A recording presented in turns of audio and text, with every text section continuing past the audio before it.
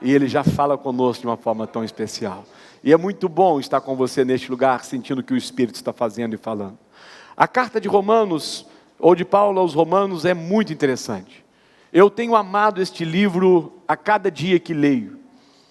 Já estou pregando nele, talvez essa seja a minha 15ª mensagem, nós ainda estamos no capítulo 8. Pela riqueza dos detalhes dos versículos que aqui estão. Romanos é uma carta de uma profunda experiência da revelação da graça de Deus na vida do apóstolo Paulo. E essa noite eu quero falar com vocês sobre esperança e glória. Diga comigo assim, esperança e glória. Eu acho que essas duas coisas são fundamentais neste momento em que nós estamos atravessando. É ou não é? A esperança e a glória se comunicam e se entrelaçam para produzir um povo que nesse tempo de adversidade, de pânico, de ansiedade, permanece firme. Como está firme ali o Manuelzinho, 80 e tantos anos de idade, firme como uma rocha, convicto que Deus ainda vai usar. Ele diz, pastor, eu preciso fazer alguma coisa, pastor, se arruma alguma coisa para eu fazer, porque eu não estou dando conta de não fazer alguma coisa. Deus está se movendo em graça conosco. Há uma esperança de vida, mas há também uma manifestação de glória.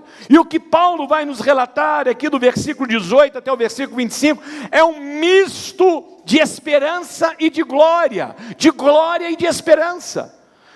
E é interessante que ele começa no versículo 18, e eu quero que você acompanhe, eles vão colocar aí no Data Show, você pode acompanhar pela essa tradução do Data Show, eu estou usando aqui a nova versão transformadora, e aí é bom que você não precisa ligar o celular, pode ir lá e acompanhar dali. Diz assim, considero que o nosso sofrimento de agora não é nada comparado com a glória que Ele nos revelará mais tarde. Romanos 8, 18, está lá? Vocês podem ler para mim? 1, 2, 3.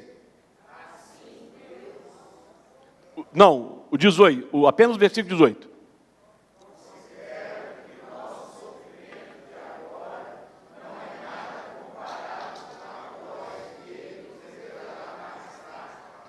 Me parece que é John Wesley que diz que a Bíblia é mais atual do que o jornal que será editado amanhã de manhã. Tenho quase certeza que é Wesley. Se não foi Wesley, é um desses grandes pensadores.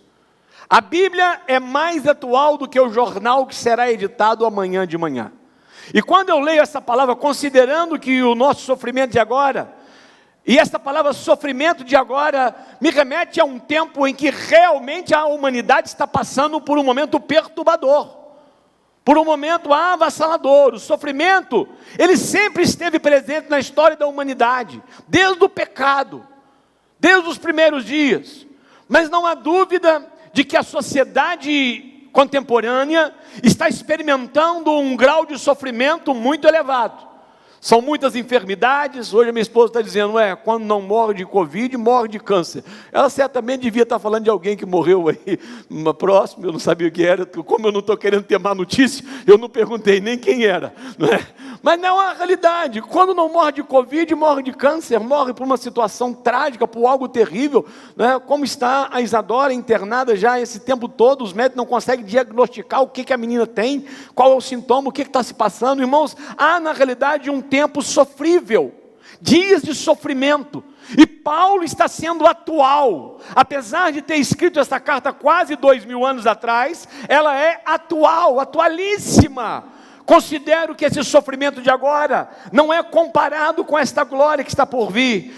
Há algo certo em nossas vidas. Diga comigo assim, há algo certo na minha vida. Existirão dias difíceis. Aí vocês não falaram, hein? Existirá ou não existirá? Você tem dúvida disso? Não tenha. Porque até Jesus, que é o unigênito Filho de Deus, enfrentou dias terríveis. A angústia que sobreveio a Jesus foi tão forte que os grandes especialistas dizem que só uma perturbação neurológica de cunho muito forte conseguiria fazer um homem minar sangue no lugar de suor. Ou seja, o sofrimento, a angústia que Jesus carregava para a crucificação, não foi só na hora da cruz, ele já estava sofrendo essa angústia antes de chegar a hora da cruz, antes de chegar na cruz. O que precisamos entender é que o sofrimento sempre existirão, que não há alguém que não vai passar por ele. Se há algo certo na vida, é que haverá momentos difíceis. O que nós precisamos entender é que os momentos de agora não podem se comparar com a glória que nos será revelada. Os sofrimentos na vida terrena são percalços no caminho que nos leva ao que João disse: eis que vejo novos céus, ou novo céu e nova terra. Existem percalços, existem fatores dificultadores. Nunca desista por causa do sofrimento. Temos uma viva esperança. Há sim problemas, há sim dificuldades, há sim lutas. O que estamos passando hoje é uma evidência de dias de sofrimento. Mas esse sofrimento presente não há de se comparar com a glória que Deus vai revelar em cada um de nós, seja ainda em vida, seja depois de morto. Porque a glória dele se revela a nós quando nós nascemos espiritualmente, não só quando morremos. Aliás, nós nos tornamos filhos, não é? Quando nós nascemos, não é quando nós morremos. Então, sofrimento é um resultado do pecado, é um resultado natural na minha vida, na sua vida. Ele diz no versículo 19: pois toda a criação aguarda com grande expectativa o dia em que os filhos de Deus serão revelados. Olha bem, todo o universo foi entregue nas mãos de Satanás. Quando o homem caiu no Éden, o homem tinha o domínio de todas as coisas. Quando o homem caiu, o homem entregou o domínio de todas as coisas na mão do inimigo. E todo o universo espera com expectativa o dia da redenção. E qual será o dia da redenção? O tempo da nossa redenção é um tempo em que, quando acontecer a redenção definitiva, a morte, o inferno, o sofrimento, Satanás, as doenças, as perturbações, tudo o que é de ruim, segundo a Bíblia, será lançado no lago de enxofre, que é o lugar chamado de segunda morte. Isso não existirá mais. Não haverá mais tristeza, dores, enfermidade, morte, luta, sofrimento, escuridão, pecados. Nada disso existirá mais. Há um tempo em que essas coisas desaparecerão. O dia da revelação dos filhos de Deus impactará toda a criação, porque o mal terá sido definitivamente aniquilado. Então, não é só nós, homens, que esperamos a redenção final do homem. Não somos só nós que esperamos o dia final. A própria natureza, ela espera o dia em que a maldade será tirada do meio dela. Eu gosto muito de assistir esses programas de mundo animal, e é muito interessante como que os animais vêm, né, sedentos, desejosos de beber água. E quando eles chegam no lugar da água, como que eles ficam desesperados entre a vontade de beber a água e a possibilidade de ser o último gole de água que eles dão naquele dia. Sabe por quê? A maldade está presente no meio dos animais. Enquanto alguns querem beber água, outros estão esperando para beber sangue. O que aconteceu com todo o universo é que não foi só Adão e Eva que foram prejudicados por causa do pecado. Até os animais, até o cabrito, a ovelha, todos foram contaminados pelo pecado do homem. E então aqueles animais agora chegam na beira daquela água desesperados, não sabe se vai ser um crocodilo que vai pular de dentro da água, se é uma onça que vai chegar do lado. Há um medo, o coração palpitando, olha para um lado, não consegue beber água direito, porque eles sabem que existe um risco, há um temor, há um medo, há um pânico, há uma ansiedade, há um desestabilizar das emoções. Irmãos, é difícil viver neste mundo, até para o reino animal, até para os animais. Tudo querendo comer um ao outro, destruir um ao outro, atacar o outro, definhar um ao outro. A maldade impera não só entre os homens, mas também entre o mundo animal. Mas não era assim no início das coisas, como também não será assim depois da glorificação, depois do povo da glória, receber a glória de Deus de uma forma definitiva.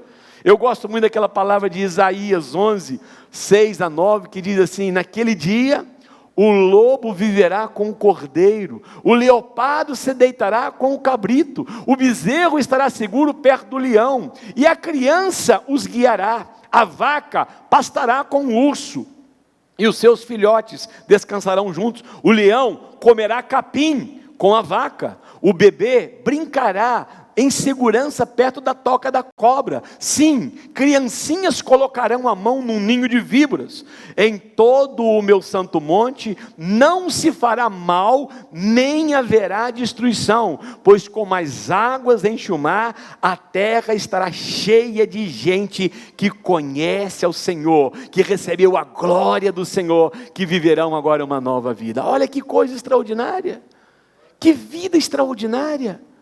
A cobra não faz mais mal, não tem mais veneno, não pica, o leão não ataca mais ninguém, o urso não é mais agressivo, as onças não comem carne, todos agora são vegetarianos.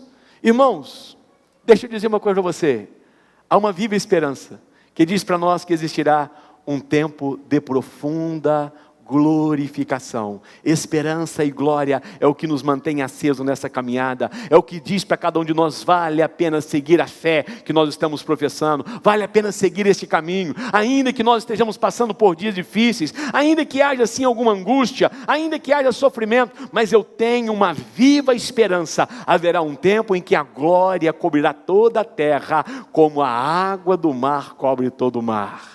E você fará parte dessa grande multidão de homens salvos, de mulheres salvas, que viverão a eternidade com Deus, livre de toda condenação e desfrutando de uma vida sem maldade, sem tristeza, sem angústias e sem perda. Isto é um tempo de glorificação. Esperança e glória é a mensagem que brota desses textos de Paulo para a nossa vida. Versículo 20.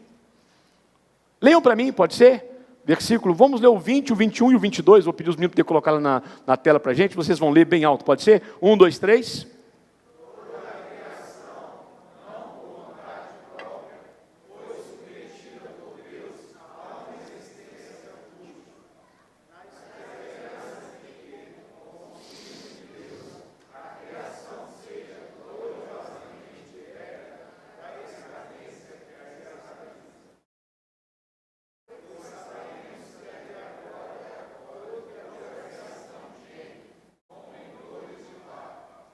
A maior evidência desta futilidade da vida é a sua perenicidade, brevidade. Obrigado, filha. Hoje estou bebendo um pouco mais. Ele começa exatamente aí no versículo 20, dizendo: toda a criação, não por vontade própria, foi submetida a Deus, a uma existência fútil. E é verdade, o que é viver 50 anos, 60 anos, 70 anos? O que é viver 10 anos no mundo animal? Quando se vivia eternamente, não tinha morte. A vida se tornou tão fútil e perene, de uma hora para outra se encerra, seja para homens, seja para animais. Todos os animais e ecossistemas estão submetidos a uma decadência e uma escravidão. Até os corais morrem, mas não era assim no início, a morte não existia. O pecado do homem não trouxe dano apenas para o homem. Todo o planeta foi entregue ao domínio do governo de Satanás, que tem como mulher a morte. Satanás é muito bem casado, e a sua esposa chama-se Morte. E aonde ele chega, ele leva ela. Às profundezas do mar, aos picos mais elevados. Aonde existe vida, existe morte.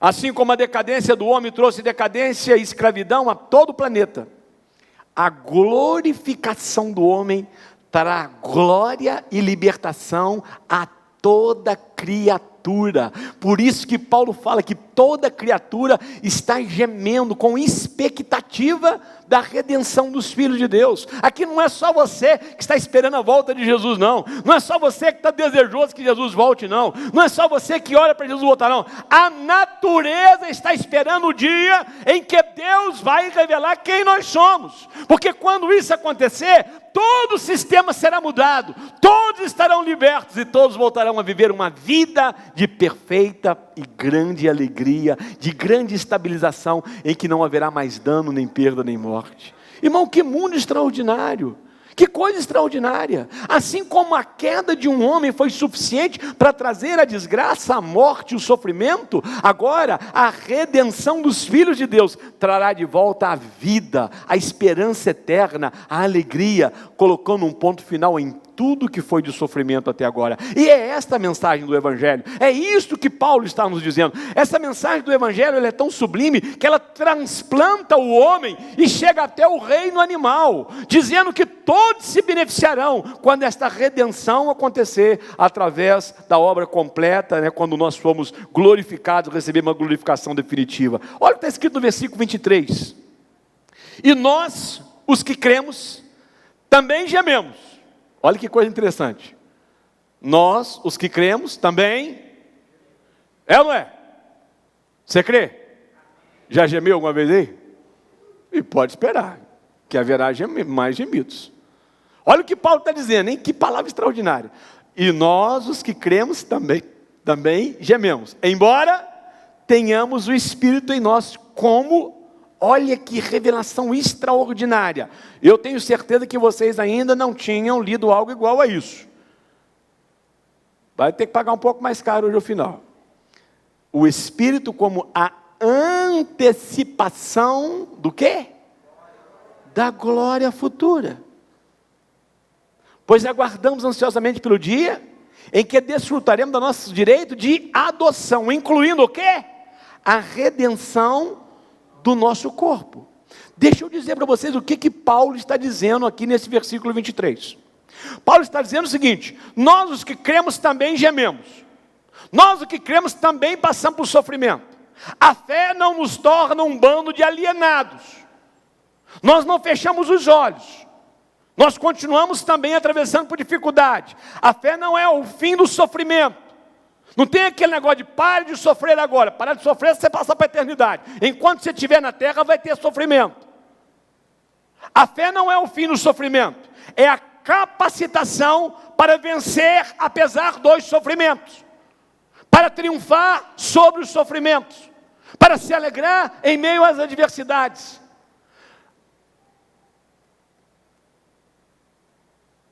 Nós cremos e gememos. E desfrutamos de um negócio chamado a antecipação da glória futura. Existe dois tipos de pessoa. Todas gemem. Aos que gemem e não creem. E esses estão condenados. Aos que gemem e creem. E é isso que Paulo está dizendo agora sobre quem somos. Nós somos a parte dos que gememos, mas cremos, nós acreditamos, nós confiamos, por isso nós descemos as águas do batismo, por isso nós nos tornamos membros de uma igreja, por isso nós abraçamos nossos ministérios, por isso nós olhamos para a cruz todo o tempo, por isso nós amamos ganhar pessoas, por isso nós queremos ganhar o mundo para Cristo. Nós sofremos, nós gememos, mas nós cremos. E aí ele está dizendo o seguinte: aqueles que gemem, mas creem, desfrutam de uma antecipação do quê? Da glória futura. Olha que revelação extraordinária. Isso quer dizer que eu já participo da glória de Deus hoje, pelo Espírito. Eu não vou entrar na glória o dia em que eu morrer. Eu já vivo na glória. A única coisa que me falta neste momento é, e definitivamente, a redenção do meu corpo físico, que é a última coisa que vai acontecer. Ele diz isso lá no final, né? Ele diz assim, incluindo a redenção do nosso corpo físico, que é a última coisa. Mas enquanto não acontece a redenção do corpo físico, que seja pela minha morte, ou seja pelo arrebatar da igreja, eu já desfruto da glória. Há uma antecipação de glória para nós por causa do Espírito. Isso quer dizer que a minha vida é uma vida de vitória em meio às adversidades. Que eu vivo uma vida de vitória em meio aos conflitos, que eu vivo a presença de Deus comigo no meio dos tempos ruins. É o Salmo 23 do bom pastor. Ele está comigo ainda que eu ande pelo vale da sombra da morte. Ele está comigo ainda que 1000 caia do meu lado, 10.000 à minha direita, e eu não vou ser atingido. Há uma proteção de Deus, há uma graça, há uma antecipação, um desfrutar antecipado de um benefício que eu só iria usar na eternidade. Mas o Espírito me permite usá-lo agora.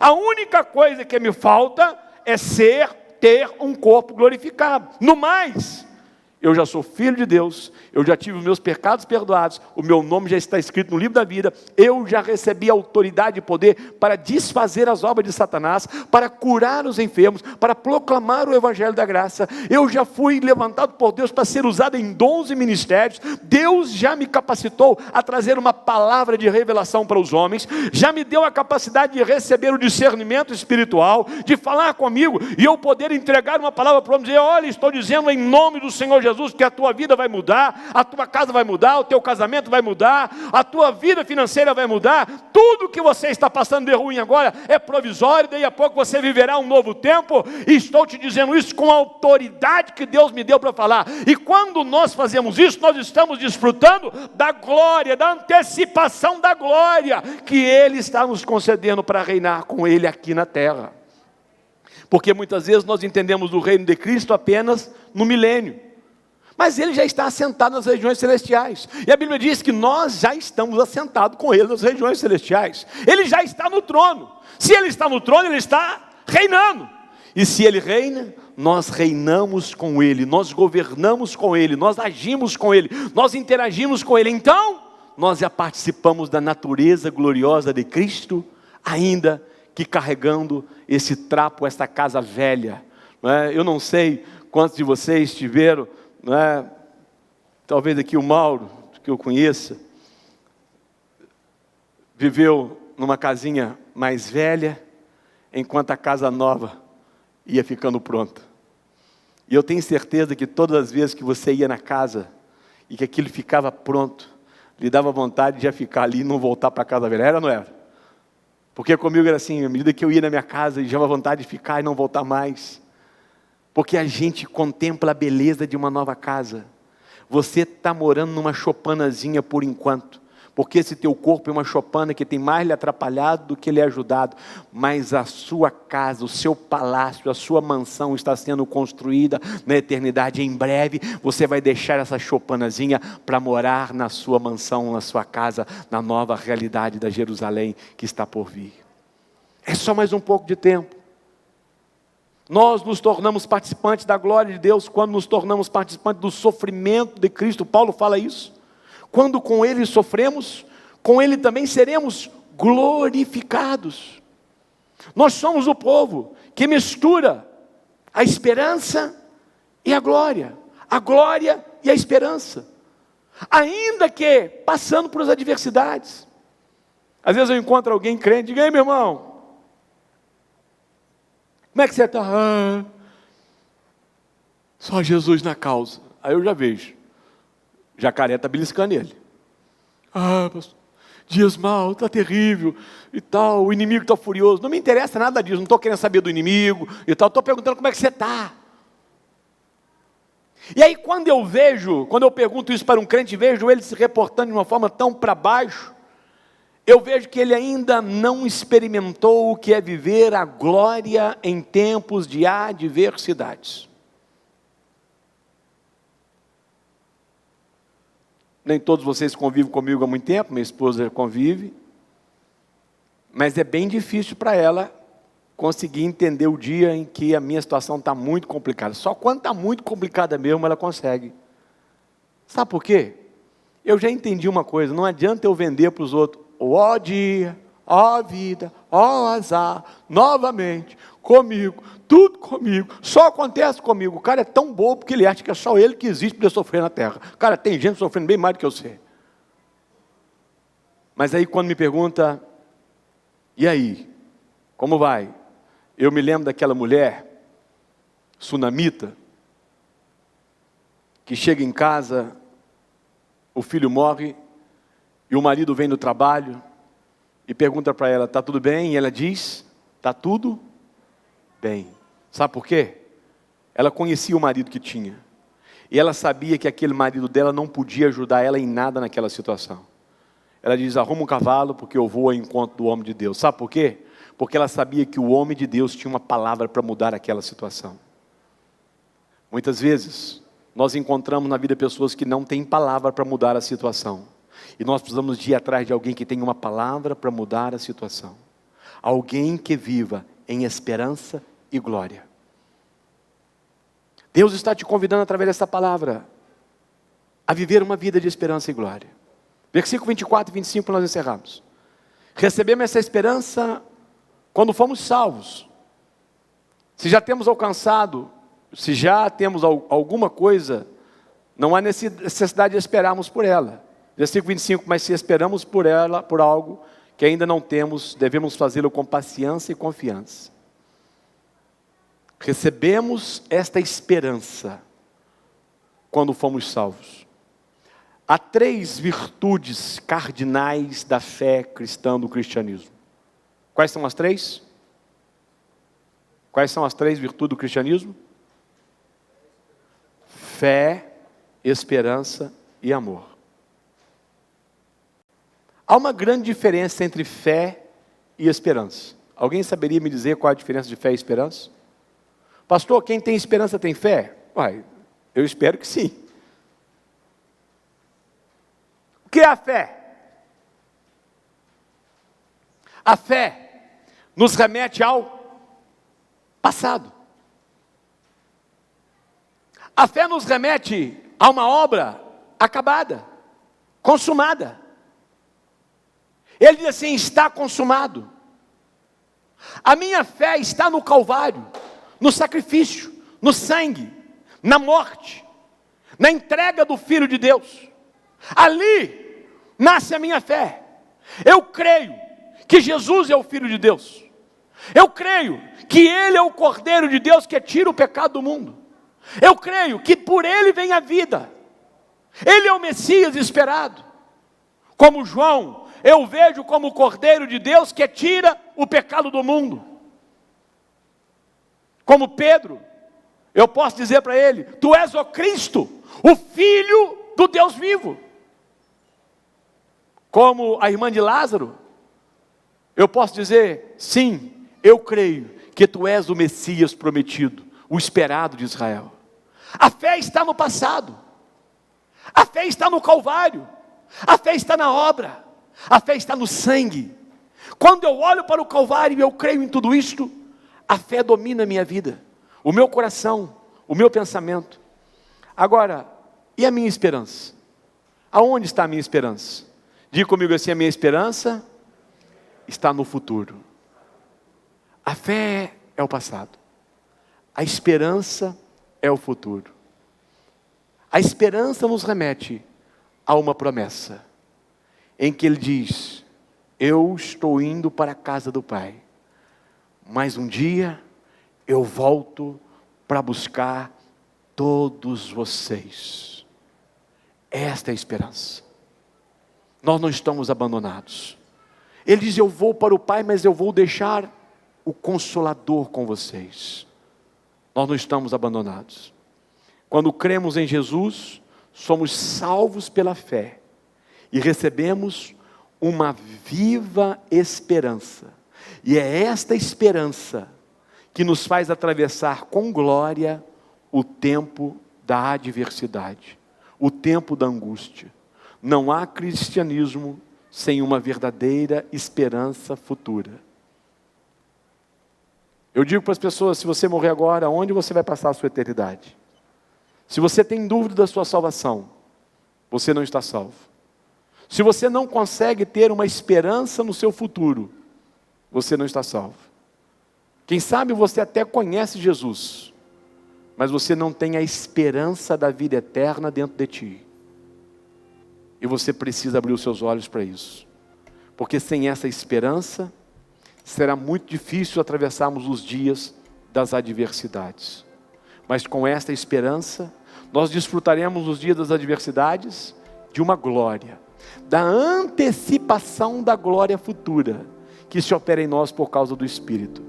E aí, em meio a todos os problemas, nós caminhamos dizendo: Deus seja louvado. Todas as coisas cooperam para o bem daqueles que amam a Deus. Deus está no controle. E ainda que eu não entenda, o melhor de Deus está acontecendo na minha vida nesse tempo. Há um texto que eu amo, que está em Hebreus 6,19, diz assim: a esperança é a âncora firme e confiável para a nossa alma. Diga comigo assim: a esperança é a âncora da alma. Se as pessoas entendessem isso, nós estaríamos hoje com muito menos problema de depressão, de suicídio, de gente que vive dependendo de remédio. A esperança que o livro de Hebreus está falando para nós é a esperança da vida eterna, da salvação. A convicção de que eu tenho um dono, que eu não estou abandonado, que não fui relegado, e que no meio de todo o sofrimento, o meu dono cuida de mim de uma maneira muito graciosa, e que eu vou ter tranquilidade para atravessar por outro lado. Para que serve a âncora? Quando os navios começam a ser jogados de um lado para o outro, as ondas estão muito bravas, não dá para chegar até lá no outro lado. Eles procuram encostar o navio para um lugar mais tranquilo e soltam aquela âncora. O que é que aquela âncora faz? Ela fixa aquele navio naquele lugar. A tempestade rodeia ao redor, mas o navio está firme por causa da âncora que desceu até o fundo.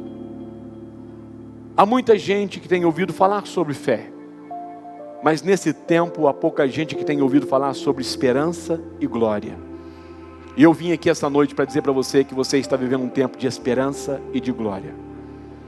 Que você pode não entender tudo que está ao teu redor, mas a esperança e a glória estão prometidas para ti e elas são irrevogáveis. Creia que o melhor de Deus está acontecendo na sua vida. Creia que mesmo não entendendo o que está se passando, tenha esperança. Em breve ficaremos livres deste corpo decadente, para assumirmos um corpo totalmente glorificado. Mas enquanto esse dia não chega, desfrute pelo Espírito da antecipação da glória de Deus sobre a sua vida. E diga comigo assim: eu sou o povo da glória. Eu sou um povo que vive pela glória. Somos o povo da glória e da esperança e da glória. Nos momentos mais difíceis que nós vamos viver ou já vivemos, esperança e glória precisam estar muito bem claras para nós.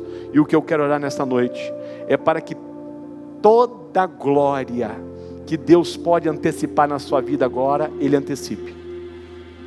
A boa saúde, porque lá na eternidade não haverá enfermidade. Então que Ele já antecipe para ti a cura nessa noite. Lá não haverá morte, que Ele revogue decretos de morte que estiver ao redor da sua vida.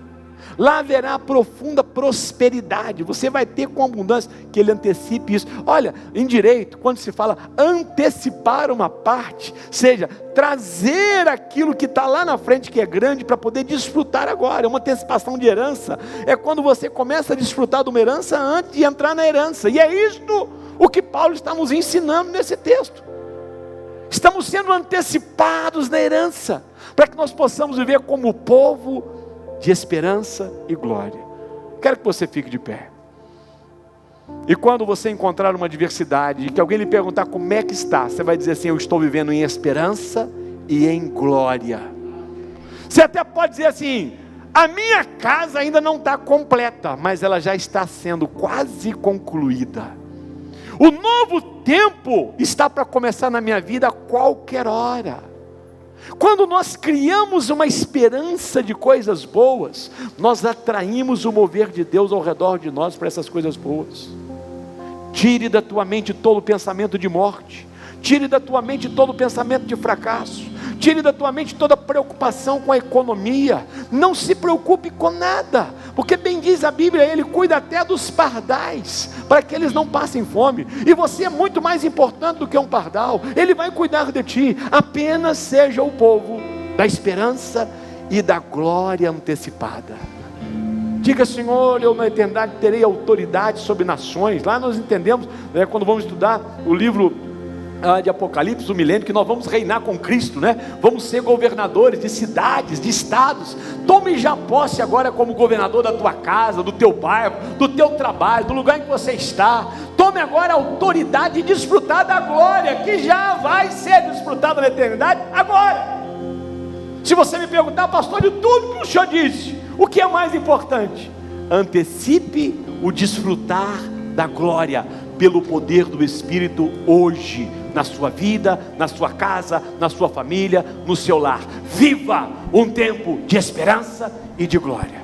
Amém. Que a graça do Senhor, que envolve a igreja, homens e mulheres, que dependem do mover do Senhor de uma forma tão extraordinária, para que a palavra possa produzir uma vida em vidas, que o Senhor, que pode falar ao homem muito mais do que aquilo que homens podem falar, que o Senhor possa revelar agora ao teu servo e à tua serva, ó Deus, aquilo que de profundo o Senhor escondeu, o Senhor ocultou, e que agora o Senhor nos revela nesta palavra de uma forma muito graciosa. Senhor, que esta igreja seja uma igreja que se mova em esperança, em glória. Que a glória e a esperança seja, Senhor Deus, o destino deste povo. Que nós desfrutemos antecipadamente de toda a glória, de toda a glória disponível, Senhor, aguardando para o último dia apenas a redenção deste corpo, desta carcaça que será transformada em um novo corpo. No mais, Senhor, que Tu nos traga uma unção de prosperidade, de cura, ousadia para proclamar o Evangelho, para expulsar os demônios, para viver, ó Deus, um tempo de alegria em meio a todas as adversidades. É a minha oração no nome de Jesus.